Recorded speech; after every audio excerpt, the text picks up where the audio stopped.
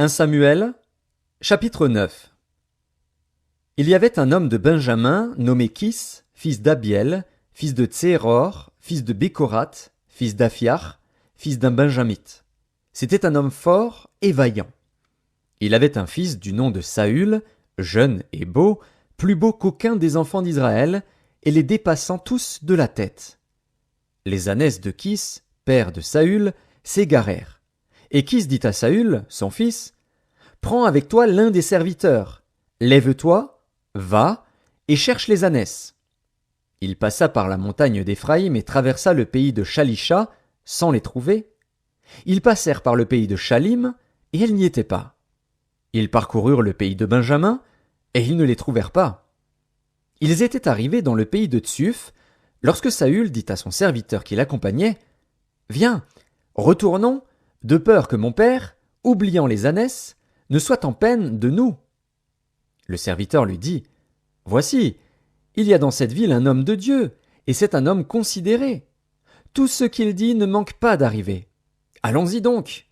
Peut-être nous fera-t-il connaître le chemin que nous devons prendre. » Saül dit à son serviteur, « Mais si nous y allons, que porterons-nous à l'homme de Dieu? Car il n'y a plus de provisions dans nos sacs, et nous n'avons aucun présent à offrir à l'homme de Dieu. Qu'est-ce que nous avons? » Le serviteur reprit la parole et dit à Saül, « Voici, j'ai sur moi le quart d'un sicle d'argent. Je le donnerai à l'homme de Dieu, et il nous indiquera notre chemin. » Autrefois en Israël, quand on allait consulter Dieu, on disait, « Venez, et allons au voyant. » Car celui qu'on appelle aujourd'hui le prophète s'appelait autrefois le voyant. Saül dit à son serviteur, « Tu as raison, viens, allons. » Et ils se rendirent à la ville où était l'homme de Dieu. Comme ils montaient à la ville, ils rencontrèrent des jeunes filles sorties pour puiser de l'eau, et ils leur dirent, « Le voyant est-il ici? » Elles leur répondirent en disant, « Oui, il est devant toi. Mais va promptement, car aujourd'hui il est venu à la ville parce qu'il y a un sacrifice pour le peuple sur le haut lieu. Quand vous serez entrés dans la ville, vous le trouverez avant qu'il monte au haut lieu pour manger. Car le peuple ne mangera point qu'il ne soit arrivé, parce qu'il doit bénir le sacrifice. Après quoi, les conviés mangeront. Montez donc, car maintenant vous le trouverez. » Et ils montèrent à la ville. Ils étaient arrivés au milieu de la ville, quand ils furent rencontrés par Samuel qui sortait pour monter au haut lieu. Or, un jour avant l'arrivée de Saül, l'Éternel avait averti Samuel en disant, « Demain, à 7 heures, je t'enverrai un homme du pays de Benjamin, et tu l'oindras pour chef de mon peuple d'Israël. Il sauvera mon peuple de la main des Philistins. Car j'ai regardé mon peuple, parce que son cri est venu jusqu'à moi. » Lorsque Samuel eut aperçu Saül, l'Éternel lui dit, « Voici l'homme dont je t'ai parlé. C'est lui qui régnera sur mon peuple. » Saül s'approcha de Samuel au milieu de la porte, et dit, « Indique-moi, je te prie, où est la maison du voyant? » Samuel répondit à Saül, « C'est moi qui suis le voyant.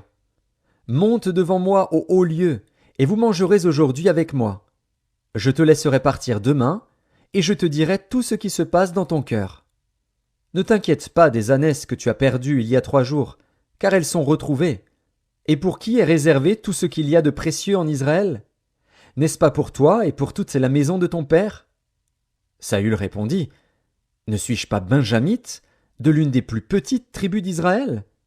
Et ma famille n'est-elle pas la moindre de toutes les familles de la tribu de Benjamin?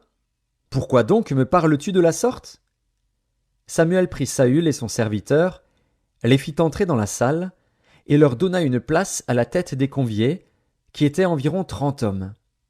Samuel dit au cuisinier, « Sers la portion que je t'ai donnée, en te disant, mets-la à part. » Le cuisinier donna l'épaule et ce qui l'entoure, et il la servit à Saül.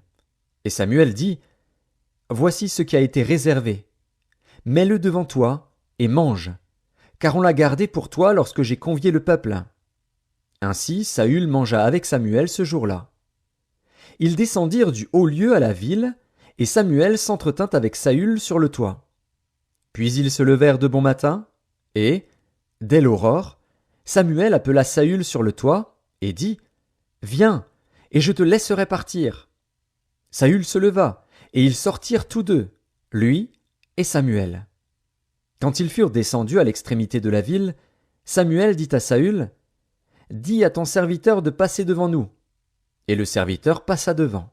« Arrête-toi maintenant, reprit Samuel, et je te ferai entendre la parole de Dieu. »